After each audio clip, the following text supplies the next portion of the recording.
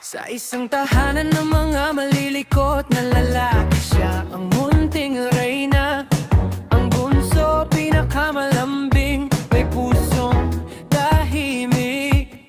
Siya ang bituin sa palabas, ang kanyang mga kuya ay sumisigaw habang siya'y nagpapaulan ng sigla. Siya'y umaawit ng maligaya tulad ng isang ibong malaya. Ang kanyang boses ay malamambing na himig na nagpapasayaw ng puso. Ang kanyang pamilya ay pumapalakpak at sumasabay sa pag-awit habang siya'y nagtatanghal, may ngitig nagliliwanag.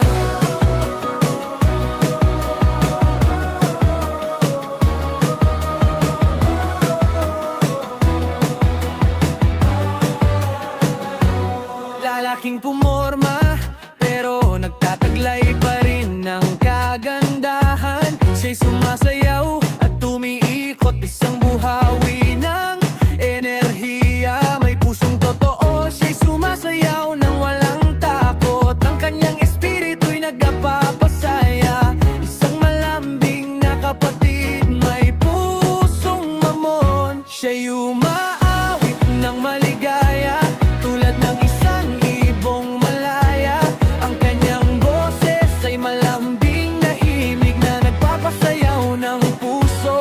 Ang kanyang pamilya ay pumapalakpak at sumasabay sa pag-awit habang siya'y nagtatanghal, may ngiting nagliliwanag. Siya ang sikat ng araw sa kanilang magulong mundo, isang matamis na paalala ng kagalakan sa bawat paraan.